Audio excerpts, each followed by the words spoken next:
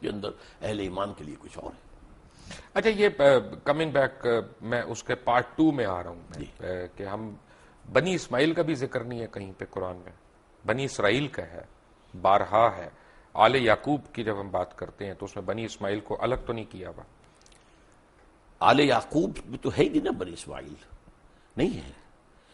آل یعقوب میں تو نہیں ہے نا. حضرت ابراہیم علیہ بیٹے السلام، اسماعیل ان سے اسحاق، ہے، اور اسحاق دوسرے بیٹے ہیں. جی، اور اسماعیل ان سے جو ہے وہ جو ہے یعقوب ہیں، اور یعقوب کے 12 بیٹے ہیں، وہ بنی اسرائیل بنے تو ہیں. بنی اسماعیل کا تو ذکر نہیں ہے بنی اسماعیل نہیں ہے، لیکن یہ کہ اسماعیل کا ذکر تو بار بار قرآن میں آیا، بار بار آیا. نہیں، اسماعیل کا نہیں، میں بنی اسماعیل کی بات کر رہا ہوں، جیسا بنی اسرائیل کا بنی ذکر ہے. اسماعیل کو پھر قرآن مجید نے ایک نام اور دیا ہے، امیین.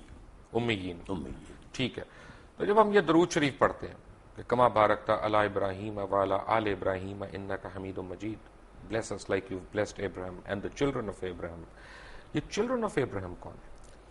یہ انبیاء ہے نا. آخر اگر حضرت اسماعیل بھی تھے، حضرت اسحاق بھی تھے، حضرت یعقوب بھی تھے، یعقوب کے 12 بیٹے بھی تھے، پھر حضرت یوسف بھی تھے، پھر ایک اور جو ہے تیسری بیوی بھی تھی حضرت ابراہیم کی، وہ قطورہ. تو بنی قطورہ کے اندر بھی مدین جو ہیں، حضرت شعیب جہاں بھیجے گئے وہ ان کی اولاد میں سے. یہ سارا خاندان ہے ابراہیم کا، آل ابراہیم. تو بیسیکلی یہ بنی اسرائیل کی بات ہو رہی ہے. بنی اسرائیل بھی، بنی اسماعیل بھی، بنی قطورہ بھی. سو ہم جو دعا مانگ رہے ہیں وہ یہ ہے کہ ہمیں بنی اسرائیل والوں کے، ان کے اکابرین کی طرح ہمیں بھی بخش. بنی اسرائیل، پھر آپ بار بار اپنے الفاظ میرے منہ میں نہ لائیے. میں یہ کہہ رہا ہوں کہ بنی اسماعیل بھی، بنی اسرائیل بھی، بنی قطورہ بھی، وہ سب حضرت ابراہیم کی آل ہیں، اور ان کو بلیس کیا اللہ نے.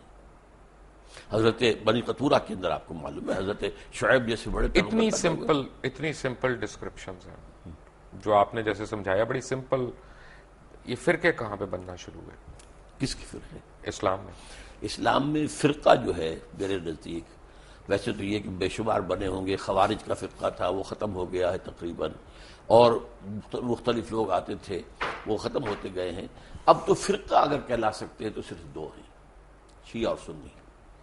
باقی تمام مسالک ہیں، schools of law, schools of فقہ، ان میں کوئی وہ بڑی میجر جو ہے وہ ڈفرنس نہیں ہے. وہ سب کے سب اسلام کے اندر ہے.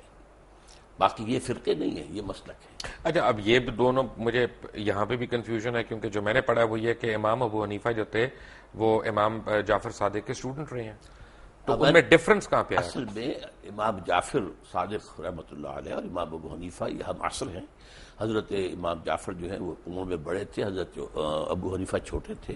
یہ معاملہ تو ہے، اور استفادہ بھی کیا ہے حضرت امام ابو حنیفہ نے امام جعفر صادق سے.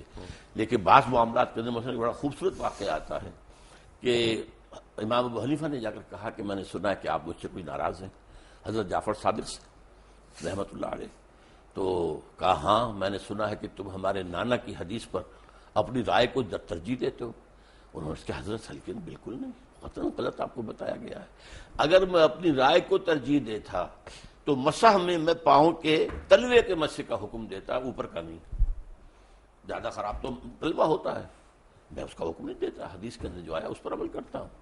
اگر میں اپنی رائے پر عمل کرتا تو رمضان کے روزے جو ہیں حائضہ عورت کے، ان کی جو ہے وہ قضا ہے، اور نماز کی نہیں. میں تو نماز کی قضا رکھتا کہ نماز پہلے ہے.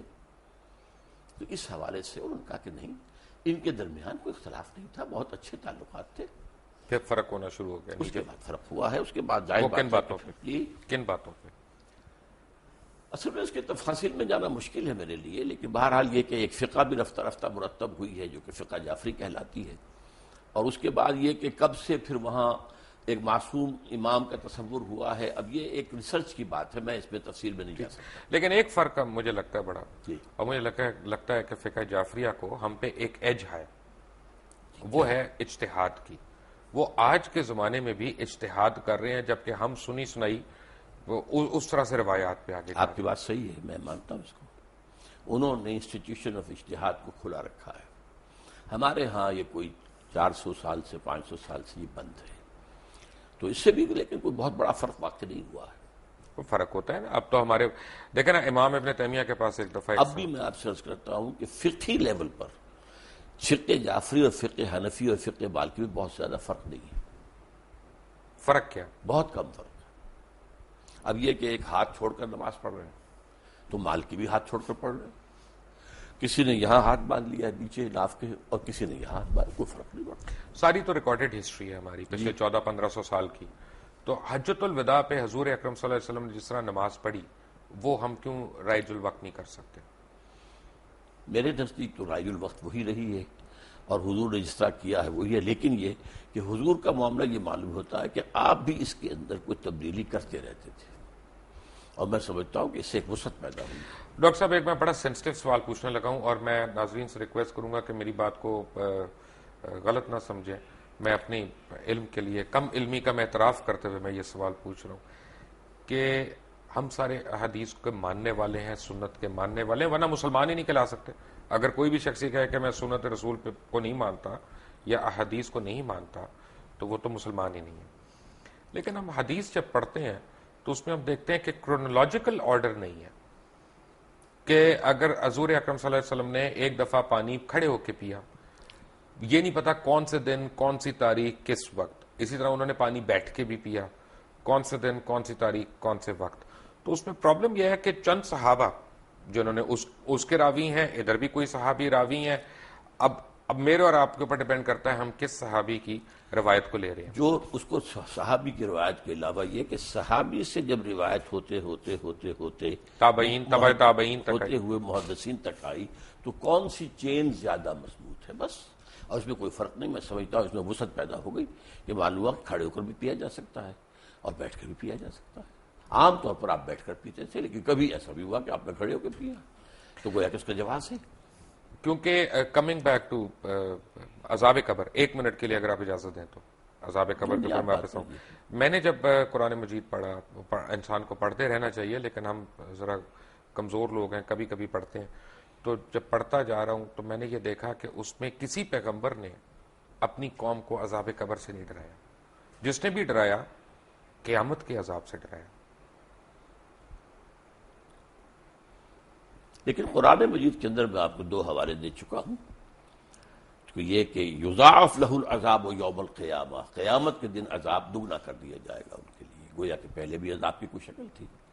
اور یہ کہ آل فرعون جو ہے صبح شام آگ پر پیش کیے جاتے ہیں, دکھا دی جاتی کہ یہ ہے تمہاری آخری منزل. لیکن قیامت کے دن پھر ان کو کہا جائے گا یوم القیامت ادخلوا آل فرعون النار. ٹھیک ہے, جب ہم پیغمبر اسلام کو ہم فالو کرتے ہیں ان لیٹر اینڈ ان اسپرٹ, اصل میں قرآن مجید میں دوسرے پیغمبروں کی بہت زیادہ تفصیلی تعلیمات آئی نہیں ہے. اصل میں جو ہے معاملہ ان کا توحید, رسالت, آخرت, اس کے اوپر زور تھا. اس سے پہلے تو بلکہ حضرت ابراہیم علیہ السلام سے پہلے تو کوئی معین یعنی وہ بھی نہیں تھی جس کو ہم شریعت کہتے ہیں, بلکہ ہم کہتے ہیں کچھ چیزیں فطرت کی ہیں جو حضرت ابراہیم سے ثابت ہیں. یہ سچ ہے کہ حضرت ابراہیم کو جب اللہ تعالیٰ نے حکم دیا کہ یہاں پہ اذان دو تو وہ ہنس پڑے. انہوں نے کہا کون آئے گا یہاں پہ؟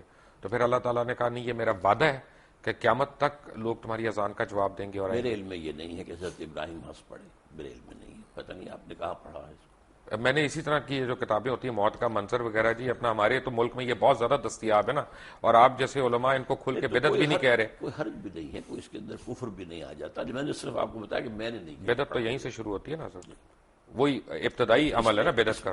اس میں کوئی شریعت کا حکم تو نہیں نکل رہا ہے نا, ایک واقعہ ہے, تاریخی ہے یا نہیں ہے, اس پر گفتگو ہو سکتی. ٹھیک ہے. اچھا, جب ہم پیغمبر اللہ تعالیٰ کے پیغمبروں کو فالو کرتے ہیں یا پیغمبر اسلام کو ہم فالو کرتے ہیں تو خلیتاً کرتے ہیں کہ کیریکٹر وائز کرتے ہیں؟ دوبارہ واضح کریں اپنے سوال. یعنی ایک تو حلیہ ہوتا ہے نا کہ آپ اس طرح کی آپ کی جسامت ہے یا آپ اس طرح کے کپڑے پہنتے ہیں, لیکن ایک آپ کا پورا فطرت ہے کہ جی وہ اچھائی کرنا, نیکی کرنا, حقوق العباد کا خیال رکھنا, حقوق اللہ کو پورا کرنا. دونوں میں سے کون سی زیادہ ضروری چیز ہے؟ دونوں چیزیں اپنی جگہ پر اہم ہیں. ایک کا ہے